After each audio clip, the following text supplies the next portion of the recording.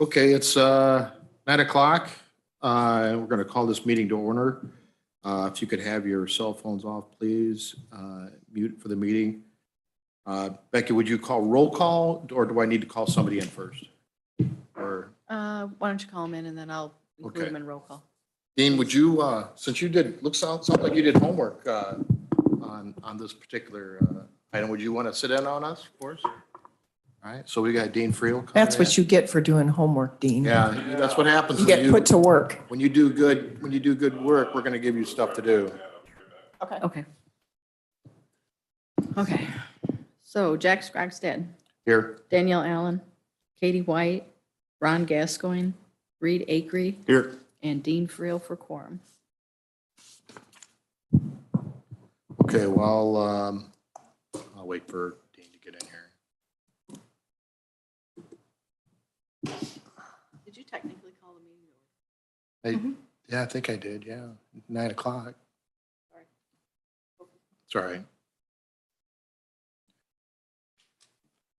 All right, public attendees. I don't see anybody really in the public, other than we have a couple county board members, Keen Hudson and Mike Copine. The rest are here for the meeting. If everyone has had a chance to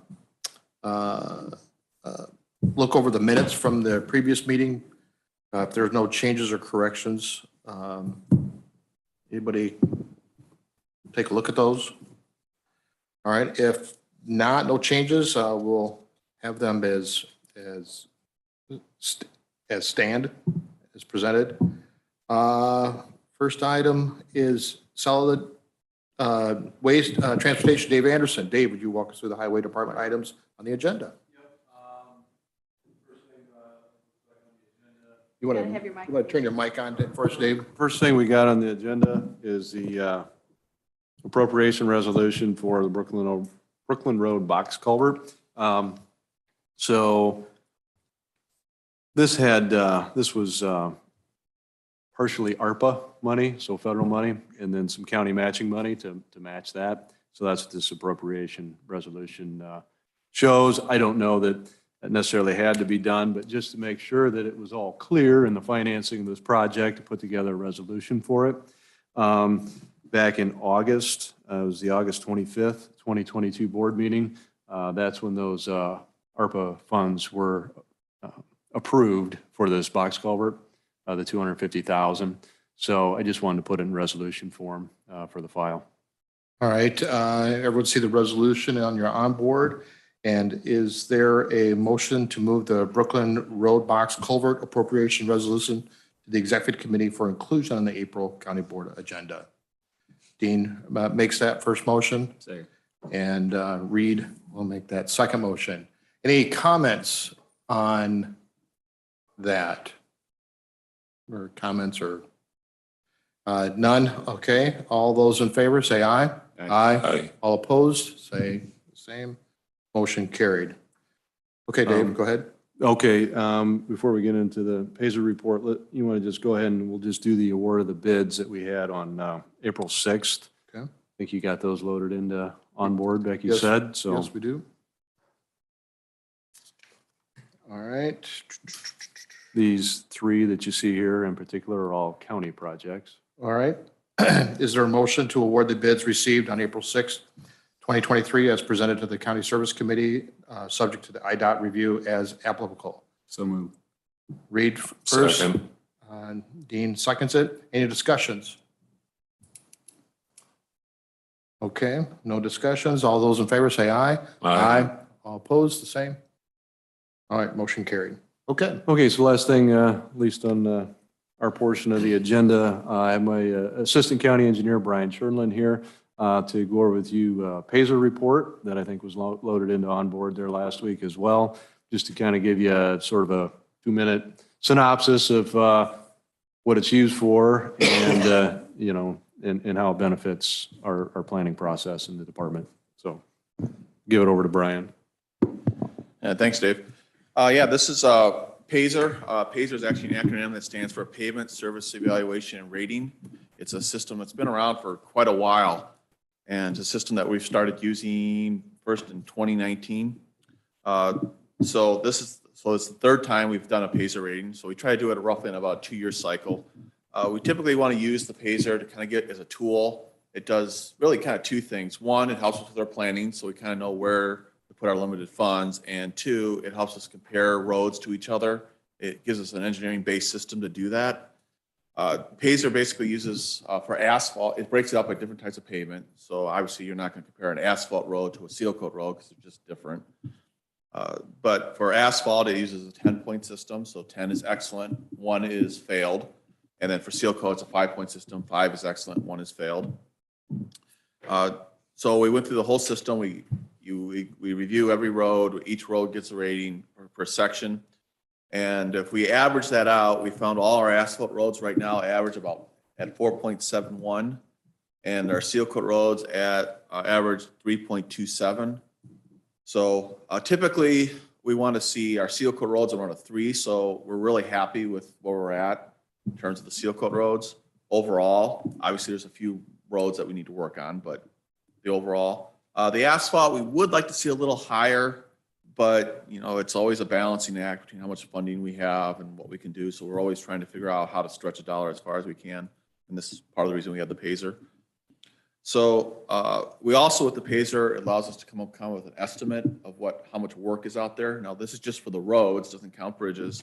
And we estimate there's about $28.2 million worth of construction and maintenance work on our system right now.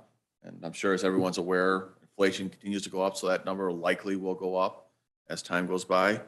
So, and it can be broken down. Most of it's going to be taken up by the asphalt, which we estimate is around $27.3 million, and about $900,000 on our seal coat roads. So I don't want to take too much time, but I don't know if you guys had any questions on it or anything particular you want me to cover. And those maps, they seem, Read. they, Microphone. Thanks. the maps were helpful in kind of seeing where some of the problem roads were more so. So thanks for including that. I just wanted to comment that I kind of spoke to you guys about it today, but I just wanted to say that this was a really neat, that's not a very good word, but it was a great report for someone who knows nothing about really what you guys do for the roads. And I'm going to encourage every county board member to read this report and to get an idea about what you guys all do. And I just really appreciate the time and effort that you put into this. And yeah, if we had, like we said, an open check, we would make our roads 100%, but this is a good tool to use what needs to be done first and second. So I was always wanting to know how that works. So that's my comment. Anybody else? Yeah, I just want to agree with you, Jack. I mean, this is eye-opening. I sat down and read, and it's like, whoa. But I mean, from what I'm seeing, you're doing the best you can with the assets you have. And I mean, it's not a bad report as far as what I can see. I mean, yeah, we'd like to be a 10 and a 5 everywhere, but so. Yeah, we work with the best we can. And I mean, like you said, it'd be nice to have a blank check, but no one ever has that. And Right. So it's always a balancing act of. So for Stretching those the dollars who don't out know, what we're talking about, go to your onboard, take a look at this item on there. It's a really neat report. So thank you very much. Solid waste, it says no items, but I believe it's April. Correct. We're taking the electronic. So, All right, yep. I'll be down. Monday through Friday, 8 to 3. All right, I'll be down. Me too. All right, thanks. All right, Assessor's Office, yes, Jennifer Boyd and Sammy. Good morning. Sammy's not here with us this morning, but he did give me some updates on the happenings in the GIS world. We had Logan joining us for 1 week because he's going to be our new GIS person, but he's still in school, finishing up at UW Whitewater. So he was with us for 1 week over his spring break, and he worked on some City of Dixon projects, working on assigning the flow directions and improving the quality of the sanitary main GIS layer. He also trained on some zoning map and worked on the Eagleview Connect Explorer application. So that's what we had him focus on for his week with us. Sammy himself has been working on E911 requests, and he got a lot of those completed and submitted successfully. Also working on the NG 911 map and validated and updated those successfully. He also had, the U.S. Census Bureau has a boundary and annexation survey form that he's been working on that with them. So he's been taking care of that and has the monthly parcel data splits and combinations that he works on with the assessment office that he's been working on with that. For our GIS server, that's still an ongoing process. I believe that we've got the SQL Server licensing that Paul has gotten through Syndio for us, the SQL Server, and that we've got access to now, but they're working on that. And that our people that we're contracting with, the CloudPoint people and the SQL person that we're contracting with has access to the network now. They were, Virginia from CloudPoint reported this morning that she has access to that, but there's still something with that they need to get a different version of to work on that. And Paul, I believe, is working on the certificate. So those were the three things for our server to get stood up in the new environment, is the licensing, the network, and the certificate. And they're all coming along as far as I know on that. And the other thing, as far as GIS and Assessment World, kind of both, is the Eagle View that we use that does our change finder and pictometry. They do our aerial photography that we contract with. They're having a conference, their yearly conference. The 2020 COVID definitely set that back, and they haven't done it for a while, but they have that coming up here in a couple weeks, and Sammy and I are going to go to that in San Antonio. It'll be no extra cost to the county. It's included with our contract for 2 people to go to that. So Sammy and I are looking forward to going to the Eagle View Conference and learning more about their product and how it can help us further our resources in the county. So we're looking forward to that. In the Assessment World, we just mailed out our exemption renewal forms late last week. So we expect traffic to be picking up here this week with people renewing their applications for that. And the appeals that we had for 2022, we talked about the Board of Review had wrapped up, and people that had the appellants for that, they had 30 days after the Board of Review's final decisions to appeal to the state level, the Property Tax Appeal Board. They had 30 days, and that time frame has come to an end now, and we haven't gotten any official notice that there's been any property tax appeal filed, but I did check on the website this morning, and it looks like we have one PTAB appeal that we haven't officially been notified yet, but thanks to the technology of the website, the state's keeping up. It looks like we have one PTAB appeal out of all the appeals that we had come through the county level. So we'll have that to deal with going forward. But other than that, we're plugging away at our quadrennial review of all the pictures that came in for the East 6 townships. And our field person is working on the task list now for the East 6 townships. So that's where we're at. Any questions? Thank you, Jennifer. Yes, any questions for Jennifer? Okay. Thank you, Jennifer. Wendy, do you have anything, County Board? I don't have anything other than the items that are already on your agenda. There are a couple other things moving forward this month through the other committee agendas, so stay tuned. We don't have those finalized yet, but stay tuned to the other agendas. Otherwise, I'll throw it back to you, Jack. We'll talk about anything specific more further down on the agenda. Okay, great. All right, Nancy, you got some things to share with us. Do I? Election last week or so, wasn't it? Good morning, everyone.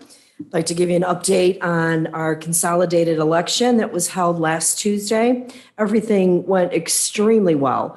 The new equipment is just, each election gets easier and easier. So we almost had record time that everything got back here to the courthouse and the results were put on the website. So it was on there by 9:30. So that's huge. This turnout was 18.3%. Normally it runs about 15%, so it's up a little bit. And so out of approximately 21,000 voters in Lee County, 4,000 people came out to the polls and voted. So, but other than that, everything went extremely well. And I want to just do a shout out to Ryan and Greg's team for getting our old election department closer and closer to being ready to move back. So that'll hopefully happen right around May 1st, because we do have to stay, election equipment has to stay in lockdown for at least 2 weeks. So we're looking possibly at May 1st. And that's my report. Any questions? No, thank you. And I was one of your judges, you know that, but the new equipment works really well. I worked with the previous stuff and now with the new stuff, and I do like those paper ballots. They just seem to, I just remember the old Chad deals back in the day. And so we don't have that type of problem. So, all right. Thank you very much for that. Any questions for Nancy, you guys? Okay. IT department, Paul, do you have anything? Report? I do. Thank you. You want to hit your mic? Thanks. Hello. Okay. So first thing to do is I'll follow up with Jennifer and her department there on the whatever hiccups they might be having with the server and the licensing. But I want to welcome Justin Carr, IT technician, to the department effective March 17th. He's working out really well. We are currently working to deploy grant-funded laptops, monitors, and printers in new courts. And we're currently working with Ed Stewart on the installation of new grant-funded security cameras in new courts. That hasn't started quite yet, but the vendor is acquiring the equipment, and we'll be in touch with us shortly about an installation. And then we are working with the health department and county offices in new courts to upgrade our security card reading system and install new card readers, with the brunt of that being paid for with grant money that the health department has. So that's good. And then we will be supporting the state's attorney's office and the public defender's office in the migration to a new case management system, Carpel. And our role is pretty much just working with our court management system vendor, JSI Finvi, to get database files loaded into for the Carpel system. And I include this mostly because I knew Charlie was going to be here and make sure he knew that I was thinking about it. It's on my schedule. We have a kickoff meeting next week. Again, yeah, as Nancy mentioned, IT and Greg Saunders, the area will be working on moving her back into their old space, hopefully in that first week of May timeframe. Thank you.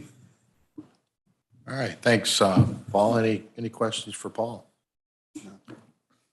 And I just like to thank the highway department for working on those roads, because it's motorcycle season. The sooner you can get them done, the better the roads are for me. Thanks very much. Appreciate it.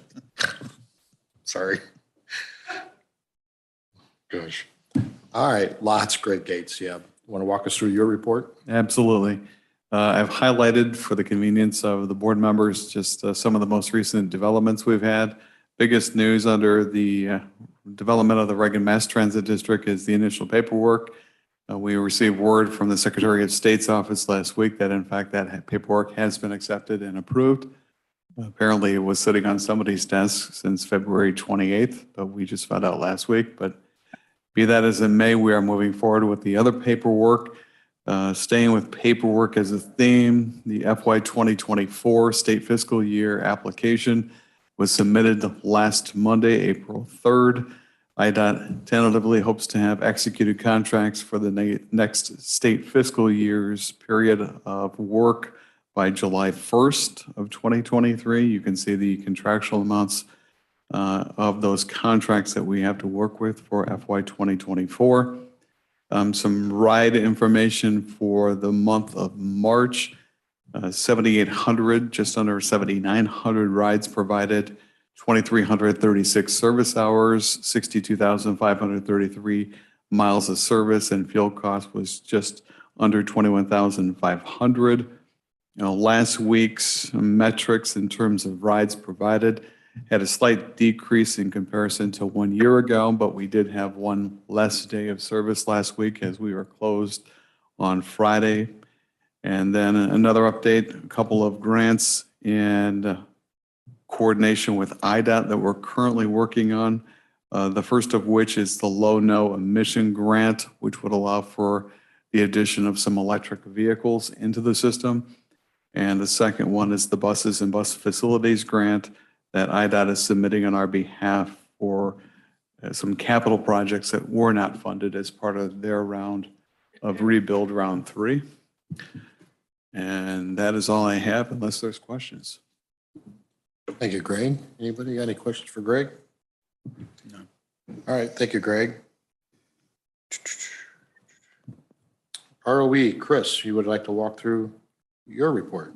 Yeah, just a couple of highlights from the regional office report. Right now, we're really, really busy. Our move is scheduled for June 12th. We're excited about that and trying to get all the logistics in place with all of our phones and internet and everything, and hoping that that'll be a good week for us. We have the mover scheduled, and we appear to be set at this time, so we're excited and the organization's excited. I needed to put a little bit in there about the legislative work that we do every year, and it's really frustrating and sad, but Illinois continues to lead the nation. It's not even close in the number of education-related bills that are forced through every year. There's a small sample of the bills that have already made it out, and I currently serve on the legislative committees for the regional superintendents, for the Illinois Principals Association, and also for the Children's Advocacy Centers, as I'm on the state board for the entire state of all the advocacy centers here in Illinois. And the work we continue to do with those organizations is to do everything we can to let legislators know to stop with education mandates, specifically unfunded mandates. We advocate for local control to let our school boards continue to try and make the decisions that they think are in best interest of their educators and their students.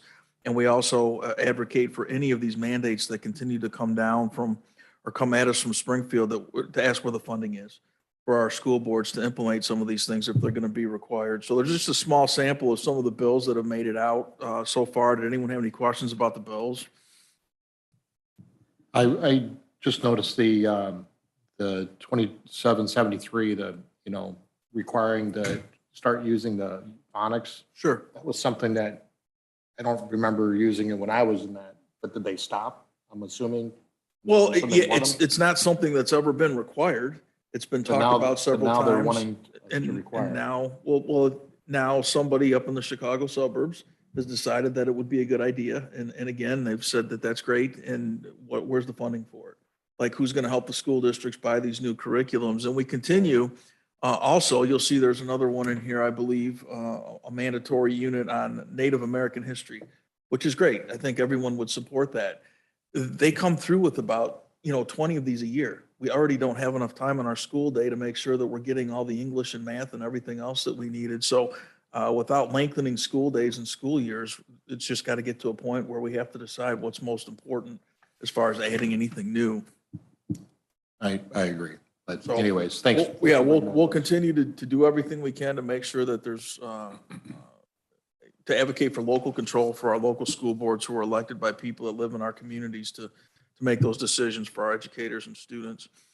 A couple of quick updates from the office. We're excited. It's this time of year that we do our Marigold Awards. Jen Banks, pretty well known in Whiteside County. She was a teacher at Washington Elementary in Sterling and then came to work for our office. And unfortunately, back in December of 2015, she was killed in an automobile accident. It was really sad. But we do awards every year for educators in our 3 counties that have the qualities that she had of encouraging and supporting and nurturing and doing things for their students and their communities. So if you follow our social media, you'll see that those awards are starting, nominations are coming in, and those awards will be coming out. It's a great thing for the educators in our 3 counties.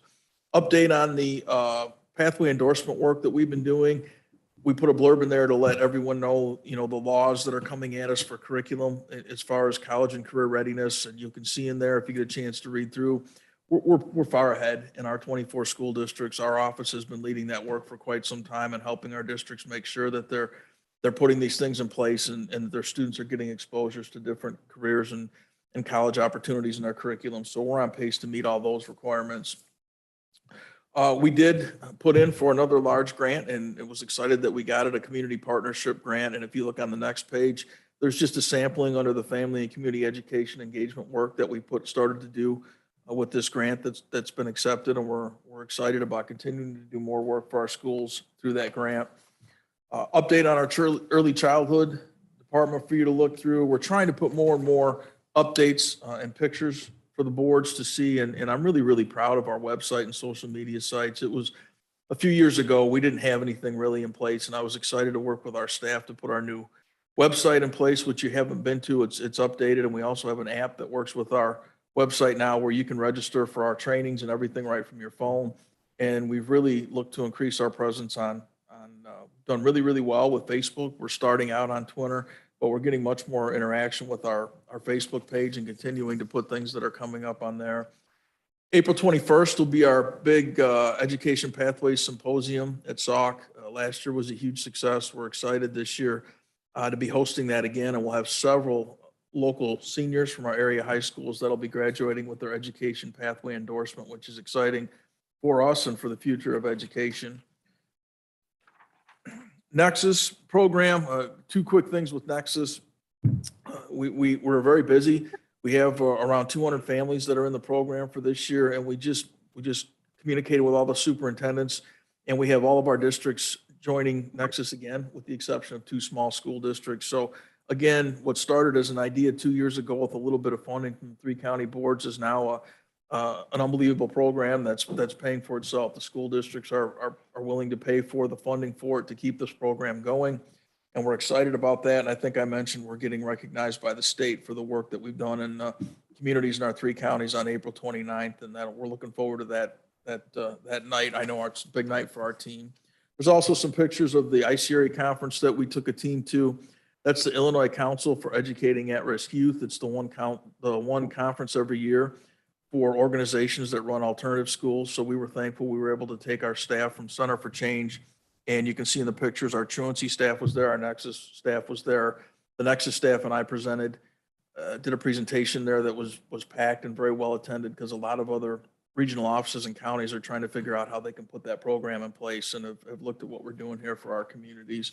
The Regional Center for Change update, I just wanted to highlight. I know we talk about a lot of the celebrations and things that we do, but it's also important to look at the hard work that our students do there, which is pretty impressive. And there's a summary of the number of classes that were completed by quarter. And we do a really, really good job. The staff does a really, really good job of taking the students that we usually get referred to us, which are at least a semester, if not a year, or 3 semesters behind in their coursework when they come to us, and do their hard work and doing well at the school. We tend to get all of our students caught up and ready to graduate on time. So we're very happy about that. Any questions about the report? Not for me, but go And ahead. just one thing, going back to some of the state mandates and stuff. I was on school board down in Amboy for several years, and it always amazed me how every year there was a big push that was totally important this year that was never funded. And then the next year it'd be something else that was very important. And I don't know how you all deal with it, but you do a great job. It just it's frustrating though that there's a lot of wasted energy, it seems like, that way. It's really, really difficult, and it's disheartening to educators, when they're asked to take and put everything they have into the newest thing or the latest thing and try and get that, because everyone says that's what's best right now. And then a year and a half later, that's gone, or there's no push for that anymore, or no accountability for that. It's very frustrating, because the educators feel like on top of everything we're doing to try and help kids, we've got to learn these new things, and then those new things don't end up being what's best or staying in place. So we're continuing to do that too. I love being on the legislative committees, because I'll go and I'll talk when I'm in Springfield. I have no problem talking to any representative or senator that's introducing these bills. And I usually ask them, how many times have you been to Lee Ogle or Whiteside counties? And they tell me never. And then I usually go, then how do you know what's best for our kids and educators? And a couple of them have had conversations with me. A couple of them have walked away from me, but I'm going to continue to do that, because they're mandating stuff for us here in our counties, and they've never even been here or know what's in our best interest. And that, I think that's a problem. I think they need to, when they have an issue with a school district and their, you know, where they ran for office, they should work with that school district to solve that issue and try and make things better there, rather than just saying automatically, this is what's best for the whole state. And we're continuing to try and work on that. Appreciate it. Yep. Yep, thank you very much. Anything else?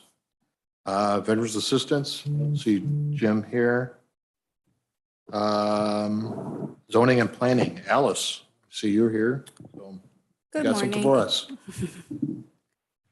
All right, petitions coming from the zoning board of appeals this month are petitions number 23 P1608, which is a request for a map amendment and special use for the purpose of a farm equipment, machinery, sales, and service business. Also, petition number 23P1609 was a special use for a campground. Both of these petitions were heard last Thursday.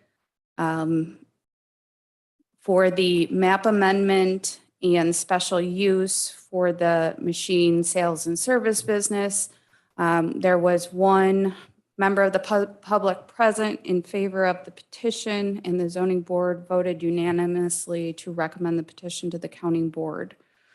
For the special use for the campground, this was a compliance issue. The petitioner actually had been operating her business for the last couple of years, found out she was doing it improperly, and is trying to bring her business into compliance.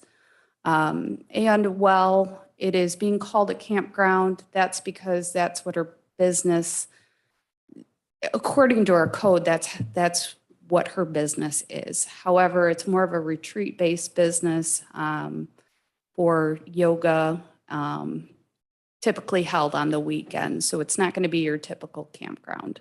The zoning board also voted unanimously to recommend that to the county board. Actions going to the zoning board of appeals next month. We have 3 community solars, one in Dixon Township, one in Franklin Grove Township, and one in Marion Township. Petitions or actions coming from the Planning Commission this month are petition 23 PC 70, which is a petition for a text amendment to amend our wind energy system ordinance and petition number 23 PC 71, which is a petition for text amendment of our solar ordinance. And we are doing this in order to come in compliance with the governor's recent enacting the siting standards for the state of Illinois. We started the public hearing on those 2 petitions last Monday, and we did continue it until tonight. So we will complete the hearing on those 2 petitions tonight, starting at 6:30 before the Planning Commission. There are no actions going to the Planning Commission next month. And the zoning office has processed 20 building permits for the month of March. Total permit fees collected was $4,833.05, and there were 0 petition fees collected in March. Okay. All right. Well, let's start with the petitions going to the zoning board of appeals, the 3 petitions. So is there a motion to move petition 23P 1605 to the executive committee for inclusion on the April county board agenda? Reed is the first. Second. Needs a second. Any questions or any discussions on that? No discussion. All those in favor, say aye. Aye. All opposed, the same. Motion carried. Okay.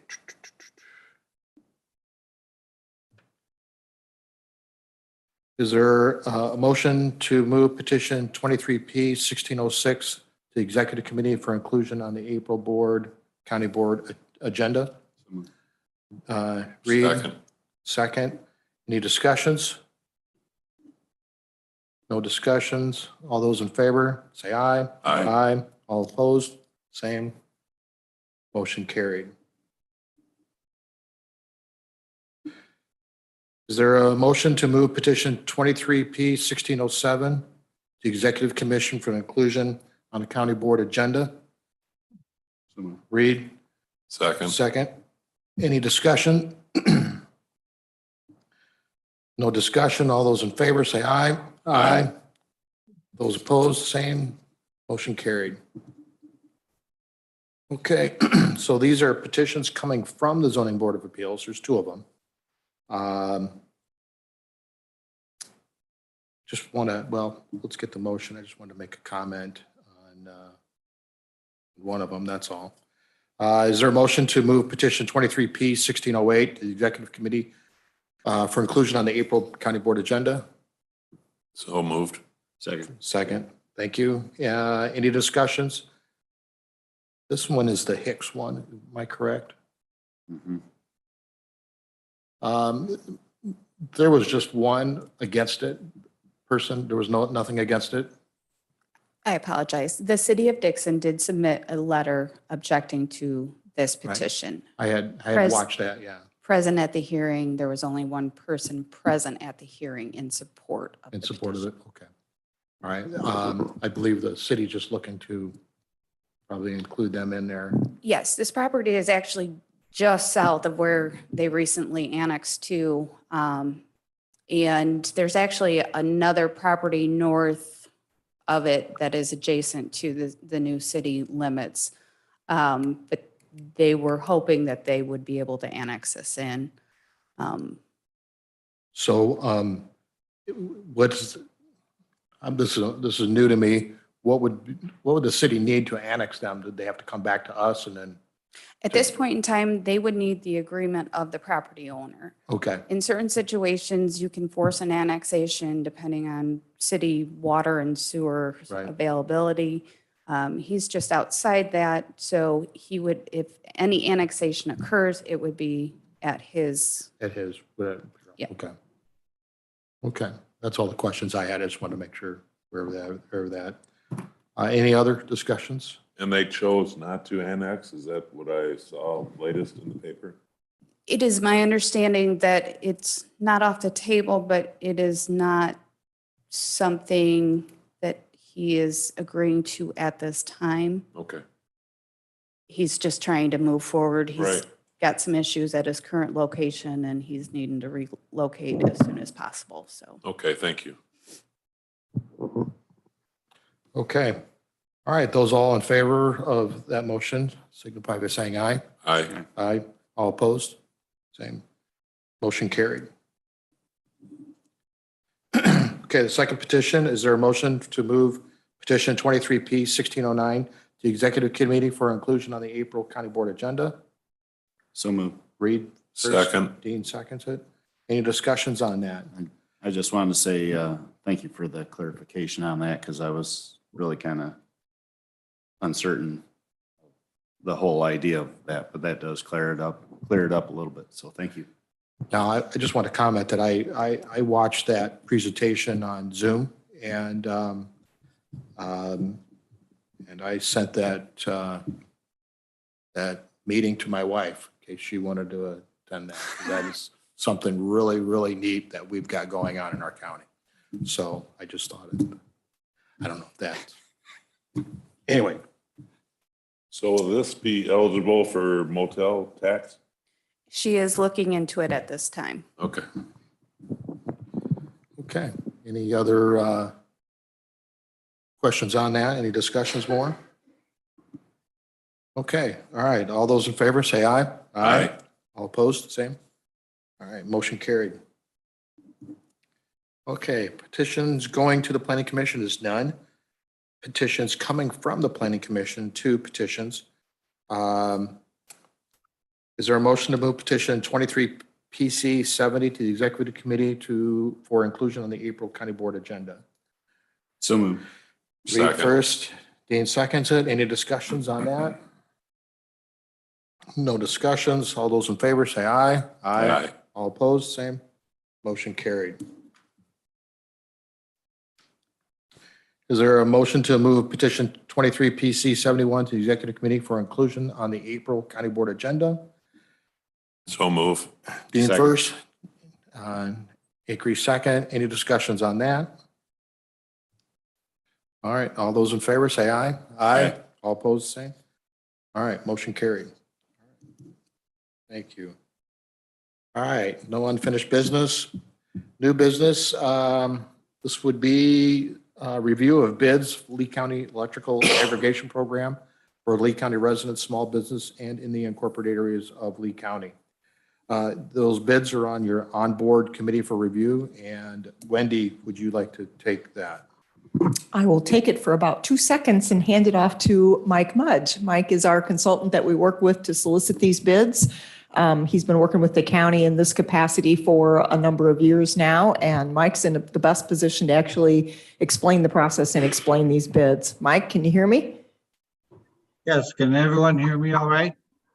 Yes, yes, sir, we can. Okay. First of all, thanks for Wendy for setting this up for me on the Zoom.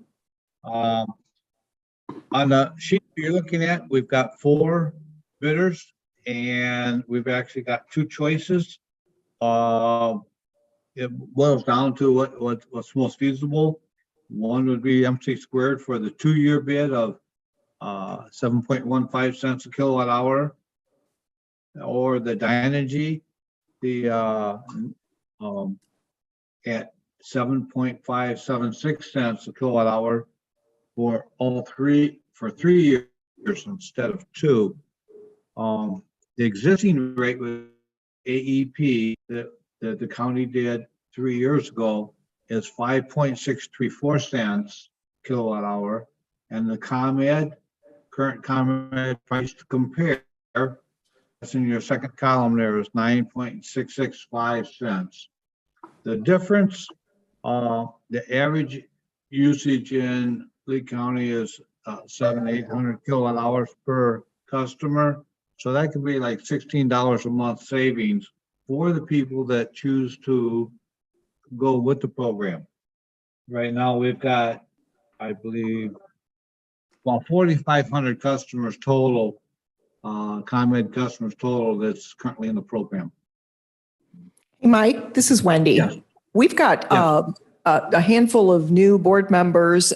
Perhaps you want to give them just a high-level overview of what their role in this process is and why we go through this every couple of years. All right. Just a background on the electrical aggregation program. The legislature in 2011 passed a package where it allowed government and governmental entities to consolidate all the residents and small businesses together in an irrigation program in order to go out and bid with different suppliers. The reasoning is when you consolidate together, the supplier costs acquisition costs go way down. And Illinois was really ahead in the deregulation program to include this kind of a program. What we had to do is we had to go out and do a referendum, and the voters passed it and in the county, and then it passes back. First decision was whether the county wanted to do it or not, and pass ordinance to have the referendum was the second point. The voters voted it in, goes back to the county board to solicit bids, which what we work with you on doing. And the fourth decision goes back to the residents and small businesses, whether they want to take this or they can opt out. So each contract ends and a new one will start. So we have to go back through the bidding process, and we go through the committee to present it to the full board to approve a supplier and term. So, so we're at this point. Our existing contract ends in August 2023. We're doing this now because we need some time for the opt-out periods for people to respond back. ComEd sends out letters, and that's the second chance for people to opt out. A new wrinkle in this is that we now have people putting in solar. But we got two powerful choice programs, but they can coexist. And we like to be involved in that process. People that have solar that ComEd has identified on their list will not automatically be opted into the program. They would have to call in and say, I want to be part of this program. So anyone that's on ComEd right now, and not on a third-party supplier or on the county aggregation rate, will get opt-out letters. Anybody that's got solar would have an opt-in letter, or anybody that's on an independent third-party supplier would get an opt-in letter. So there's a lot of moving parts to this, and but to break it down simply, what you have to do today is pick a supplier and a term, and those rates between now and when we take it to the full county board to approve. So we don't really want to lock in an exact price. It won't vary much, but it can vary some. And if it goes up a little bit, then we're kind of redoing the process again next month. So. So just to reiterate, what Mike is saying is that these specific prices will vary a little bit between now and the time this gets to the full board meeting. So we're not looking to approve a price, but rather approve a provider and a term. So Mike, with that said, and with your expertise in this area, did you see anything, besides the price is an easy one that jumps out at you, but do you have any recommendation based on the proposals of each of the companies? No, all these suppliers we've worked with, and I think the county has had Dynegy in the past. The current supplier is AEP. MC Squared has done an aggregation program for many communities, and Energy Harbor. They're our highest supplier right here. They've won a lot of bids from, so it all rotates around depending on the market.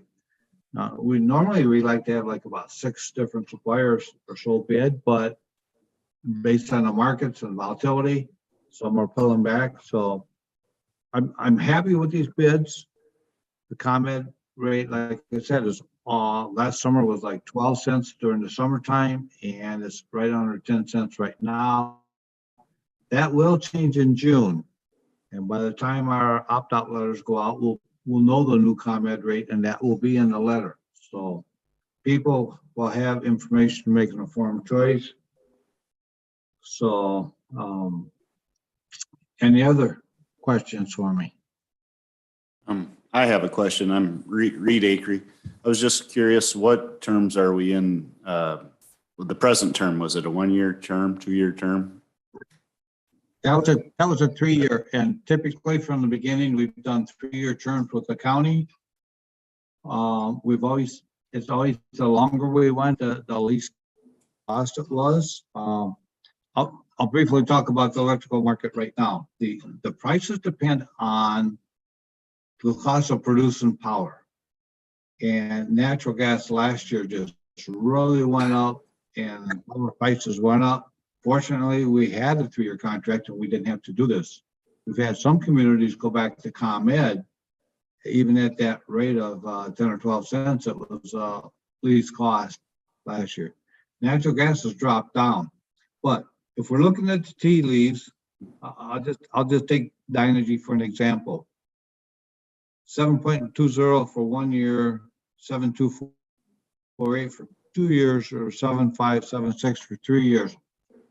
Shows us that the future energy prices for every hour for that 3rd-year period is increasing, and natural gas drives our electrical markets. Our nuclear is pretty much a base. Coal production has fallen off. They've closed a lot of coal plants. So natural gas is the leader.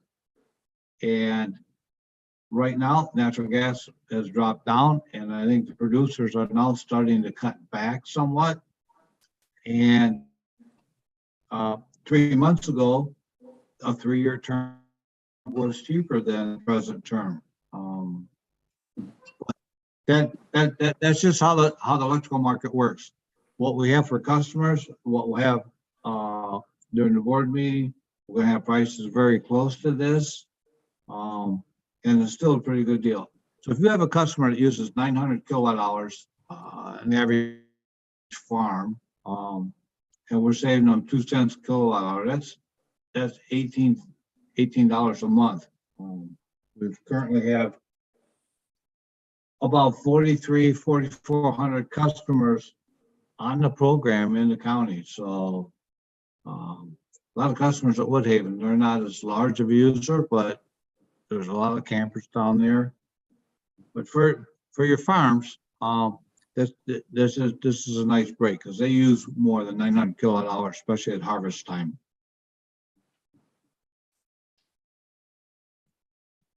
The only comment I have is I see the first company deals with more Illinois counties than the other ones. Is that correct? Oh, I'm reading that. Yeah, Dynegy dealt with, they have a lot more contracts, yes. Throughout, now this can be cities, villages, townships, or counties, so. Okay, thank you. Well, thank you very much. Boy, I don't like the idea of picking a company right here. The pressure. Oh, the pressure. Oh my gosh, yeah. Well, I'm not sure, just given, if you just look at flat out price, it seems like there'd be one clear choice, and that's Dynegy. If you just look at the overall price they're offering, they stand out. And the question would be, do you want to, because the volatility of the market, do you want to leave it to and go with a 2-year, even though we've typically done 3-year? Or would you rather lock in for 3 years and have it locked in at those prices? Either way, they're the most competitive. And just to know, if you're just looking at price, they're the most competitive. They do seem to have, the 255 Illinois communities that they represent. So they're certainly well represented in Illinois. Yeah, and if they've got that many contracts, they must like that particular company. I'll again remind you that we've got another week before and Mike, help me out here. I know that you're going to solicit, follow-up bids up through the county board meeting. When will we know for sure finally? I mean, is the county board meeting solicitation going to be the final quotes? Or is there another step in this? No, we will have final bids that day. And so the county board will be looking at fresh prices at that time. So is it feasible this committee could make a preliminary recommendation pending those final quotes that come in for the county board? Sure. And again, what our process is at this time is picking a supplier and a rate, a supplier and a term. And then it gets rolled back to the residents when the county assigns a contract. There's nothing really in it for the county. It's a savings program for the residents, and they've got the choice to opt in or out. And during the whole term, they're not stuck in a 3-year term. They can opt out at any time, and there's no termination fees. So people can come and go in the program. That's basically how the law was written. And so we're just providing the transportation, and it's up to the customers whether they want to take the ride or not. And we have over half of the people in the county that are in it. When we first started, we had like over 90% of everyone in the county. But you have people that move during this time, and different campers come in and out, things like that down at Woodhaven. So Well, you know, I'm sitting here looking at this and this is something that we're going to need to move to the executive committee. But instead of accepting this particular bid, would it be, Charlie, would it be something I could say, I recommend to the executive board this particular company, and then at the executive board, we would move, or what's And your, the term also. end the term?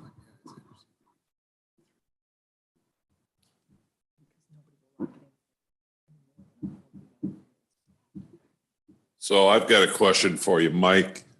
If we choose to go with a longer term contract and an individual, say in year 2 or year 3, the market goes crazy, they can opt out of this? Yeah, well, the only reason a customer would want to opt out too, one, if they decide to go with solar, and we always recommend they go with ComEd because every change of supplier, if anyone's got power banked up, they'll lose that, switching like in August. But the other thing is, people can leave the program if ComEd's rate would drop below our rate. People could leave and go back to ComEd, or they could choose the supplier on their own. But the acquisition cost for individual suppliers on a one-on-one basis is pretty high. So there's not a lot of people that can, suppliers can afford to pay solicitors very, very much money. Here, they're picking up a batch of customers at one time. That acquisition costs are lower. That's all passed on to the customers. And so it's kind of a win-win for everyone. So I'm kind of dancing around, kind of filling in the blanks because I know there's a lot of new people here. But typically the committee just recommends what you could do is just do a recommendation that the county board pick the term. Just need to move it on committee and onto the agenda for the county board. They can make the final decision. Right. Hey, Mike. Okay, thank you. Real quick too, just seeing, with natural gas being down around 28, 30 cents a therm, say 2 months ago when it was considerably higher, where were these rates then? Like say that 3-year term for Dynegy, would it have been, 9 cents or what would it have been? Last year, we were getting bids for like some cities, communities. We had a group that actually went back. We recommended they go back to ComEd. And at that time, we solicited bids. 2022 was a very high time for electrical bids because gas was, like over $1 a therm.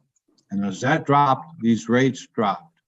So if we can't get savings, we kind of punt, and that's what we did. So we actually are, we got like an 8 cent rate for them. Excuse me. Sorry about that interruption.